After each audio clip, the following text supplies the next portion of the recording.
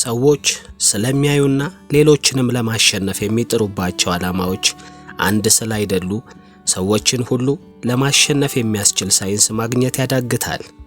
አንዳንድ ጊዜ ጥሩ ነው የተባለው ዘዴ ሳይሰራ መጥፎ ዘዴ የተባለው ደግሞ ሲሰራ እናየዋለን።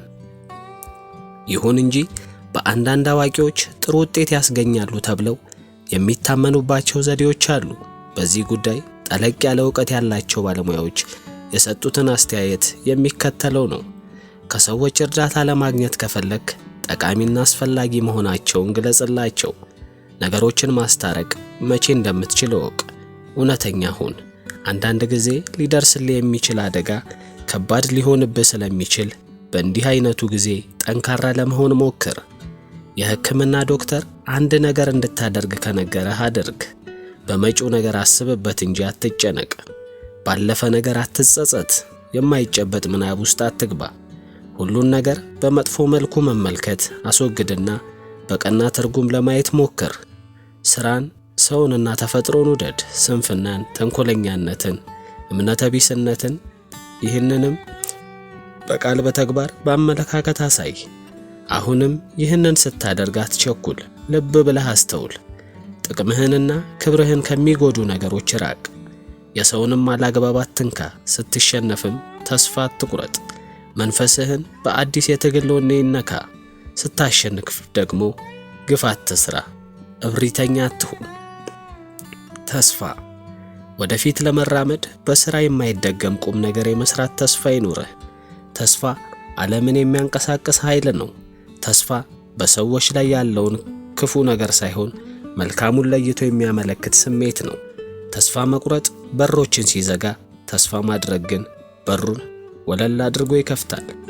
ተስፋ ማድረግ በማይቻለው ላይ ከማጉረምረም ይልቅ ማድረግ የሚቻለውን ፈልጎ የሚገልጽ ስሜት ነው። ተስፋ በሥራና በትጋት የሰው ልጅ ዘር ዕድል ማሻሻል መቻሉን ይጠቅመዋል። ተስፋ ሰፊ ወይም ጠባብ፣ ብዙ ወይንም ጥቂት ችግሮች ሲገጥሙ እነዚህን ችግሮች ወደ መልካሙ ጥቅምነት ለመለወጥ የሚያስችል ኃይል ነው። በዕቅድ መመራት።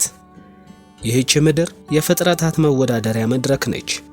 በደቂቃ እንኳን ማሸለብ ራስን ከሌሎች ወደ ኋላ ማስቀረት ነውና ከዘመኑ ዕውቀትና ሳይንስ ጋር ለመጓዝ ራስህን ከምታደንቃቸው ምሁራን ጋር ለማቅረብ እያንዳንዷን ደቂቃ በሥራ አሳልፋት።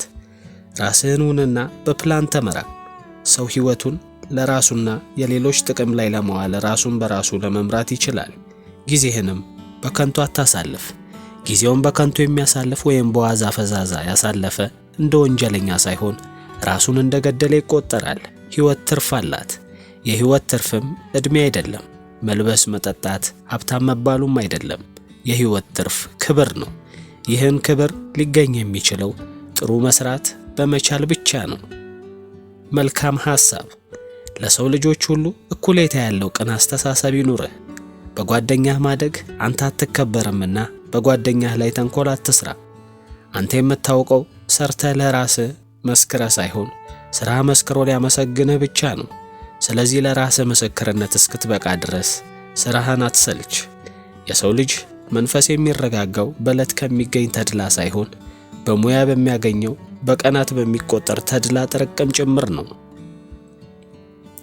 ፈገግታ ይኑርህ። ፈገግታህን አድምቀው፣ ነፍስ ዝራበት፣ ዓይኖችህ ይሳቁ። ማንም ሰው የዓይን መጉረጥረጥህ አያስደስተውም፣ የለበጣ ፈገግታህ አይናፍቀውም። እናም ፈገግ ስትል ፈገግ በል፣ አትገልፍጥ። ጥርሶችህን ቦግ አድርጋቸው። ጥርስ ሽራፊ እንኳን ብትሆን የምርህን ፈገግ በል። የአንጀት ፈገግታ እንከን ደባቂ ነው፣ ግርማ ሞገስ አድማቂ ነው። ቢሆንም እውነተኛ ፈገግታ ስታይ ሰዎች ጥርሶችህን ሳይሆን የሚመለከቱት የተነቃነቀውን ስሜትህን፣ የፈካው ፊትህን ነው፣ ጠቅላላ አቋምህን ነው። ጥሩ ተመኝ። ትልቅም ትንሽም ይሁን የሥነ ልቦና ችግር ነው። ቢሆንም ፈውሱ ቅርብ ነው። አሉታዊ ትዝታን በአዎንታዊ ትዝታ መተካት ነው። የትዝታን ባንክ በአግባቡ ለመጠቀም መቻል ነው። ምንጊዜም ቢሆን በአእምሮ ውስጥ የማይሆንና የማይመስል ቀፋፊ ሐሳብ ብልጭ ሲልብህ ለበጎ ትዝታ አስተናግደው። ደስታህን ሊያደፈርስብህ ለሚመጣው ሰንካላ ሐሳብ እምቢተኛ ሁን። ያለፈው አጋጣሚዎች በአሉታዊ ትዝታ ተመሰቃቅለው ብዥ ሲሉብህ በጎ በሆነው ትዝታ ላይ አነጣጠር። መጥፎ ትዝታህን እርሳው፣ ቅበረው። ለአፍራሽ ትዝታ ፊት አትስጠው። ተሸናፊ አትሁን። ብዙ ሰዎች የተደላደለ ኑሮ ካስገኘላቸው ለረጅም ዓመት ከኖሩበት ሥራ በጡረታ ሲገለሉ መንፈሳቸው ይደቃል፣ ሞራላቸው ይወድቃል፣ ስሜታቸው ይቀዘቅዛል፣ ቅስማቸው ይሰበራል። ጡረታን የሕይወት መጨረሻ አድርገው ይቆጥራሉ። ለቀሪው የሕይወት ጉዞ ቀድሞ ይሸነፋሉ። ስለዚህ ለእነርሱ ሕይወት ጎምዛዛ የምትሆን ይመስላቸዋል።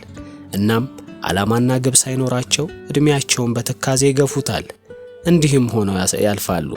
ከጠንካራ አቋማቸው ዝንፍ ሳይሉ ለጡረታ የሚበቁ ጥቂቶች ደግሞ በአርአያነታቸው ጠቃሚ ትምህርት ይሰጡናል። እነርሱም ከእንግዲህ ወገቤን ጠበቅ፣ እርምጃዬን ነጠቅ አድርጌ ሕይወቴን በተሻለ ሁኔታ እመራለሁ ነው የሚሉት። ስለዚህ ተሸናፊ አይሆኑም። ኑሮ ይሳካላቸዋል። ግብ ስላላቸው ሀብትና ዕድሜን ጠግበው ነው የሚያልፉት። ከስህተት ተማር። በዚች ውስብስብ በበዛባት ዓለም ውስጥ እስከ ኖርን ድረስ አንዱ በሌላው ተጠልፎ መውደቁ ያለ ነገር ነው። በሌሎች ተጠልፈን መውደቅ እንዳለብን ሁሉ ዳሩ ግን ራሳችንን በራሳችን ጠልፈን አንጥልም። በዚህ እውነት ላይ ሁላችንም እንስማማለን። አንተም ብትሆን አታደርገውም። ቢሆንም ያገኘኸውን የምናጣ፣ ከጉዟችን ተንሸራተን የምንወድቅ በአብዛኛው በግላችን በምንፈጽመው ስህተት ነው። ብቃት ቢጎድለን ነው። ይህንን እውነት በልብ ልትጽፈው ይገባል። ዛሬ የዓለማችን ትልቁ ትራጄዲ ምቀኞች በየውሃዎች ላይ የሚያደርሱት በደል አይደለም፣ ሰዎች ከራሳቸው ማንነት ለማምለጥ የሚፈጥሩት ችግር እንጂ። ችግሩ ማንነትን ያለማወቅ ነው። በአንድ ሰው ውስጥ ሁሉም አለ።